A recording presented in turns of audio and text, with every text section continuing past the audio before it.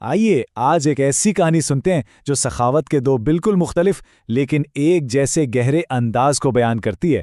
یہ کہانی صرف دینے کے بارے میں نہیں بلکہ یہ ایمان کی طاقت اور اصل دولت کے معنی کو سمجھنے کے بارے میں ہے۔ ہمارے ساتھ رہیے کیونکہ ہم ایک ایسی داستان میں اترنے والے ہیں جو سوچنے پر مجبور کر دی۔ تو چلیں شروع کرتے ہیں ایک بڑے بنیادی سوال سے۔ سخاوت کی سب سے سچی، سب سے خالص شکل آخر ہے کیا؟ کیا یہ وہ ہے جسے ہم دیکھ سکتے ہیں، چھو سکتے ہیں، جیسے مال و دولت، یا پھر اس کی کوئی ایسی گہری شکل بھی ہے جو نظر نہیں آتی؟ یہ کہانی ہمیں اسی سوال پر غور کرنے کی دعوت دیتی ہے۔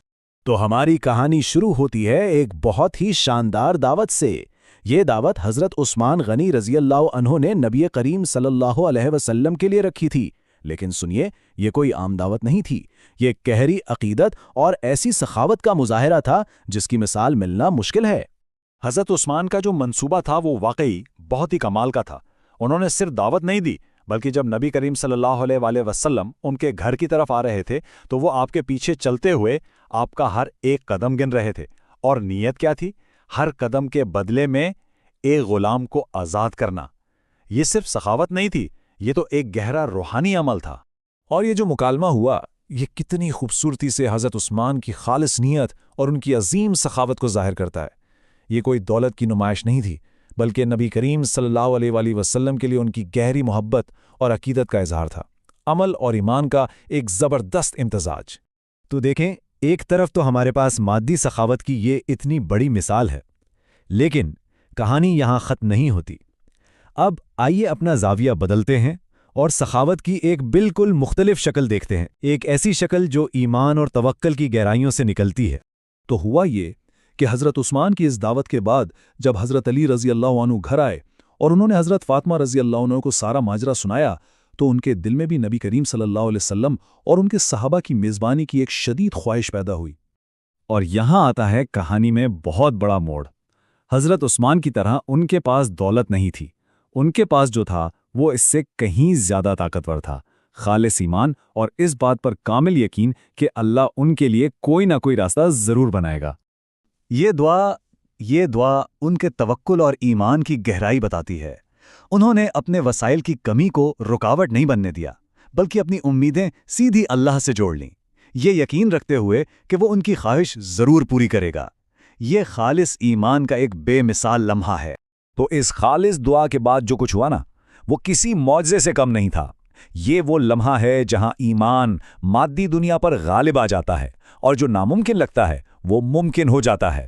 ذرا تصور کریں اس منظر کا، کتنا طاقتور منظر ہے۔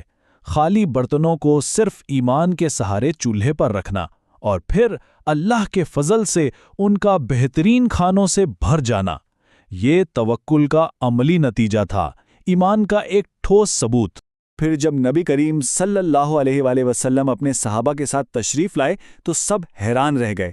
کھانے کی خوشبو، اس کا ذائقہ، سب کچھ بے مثال تھا۔ تب آپ صلی اللہ علیہ وسلم نے اس راز سے پردہ اٹھایا۔ یہ کوئی عام کھانا نہیں بلکہ حضرت فاطمہ کی خالص دعا کے جواب میں سیدھا جنت سے بھیجا گیا۔ لیکن کہانی کا سب سے زیادہ متاثر کرنے والا حصہ تو ابھی باقی ہے۔ اس معجزے کے بعد حضرت فاطمہ نے ایک اور دعا کی جو پہلے سے بھی زیادہ گہری اور بے لوث تھی۔ یہاں دیکھیں کہ ان کی سخاوت کا پیمانہ کیسے بدل گیا، ایک ذاتی میزبانی سے بڑھ کر پوری امت کی نجات کی فکر تک۔ انہوں نے اپنی مادی کمی کو تسلیم کیا اور اللہ سے وہ چیز مانگی جو کسی بھی دولت سے کہیں زیادہ قیمتی تھی، گناہگاروں کی بخشش۔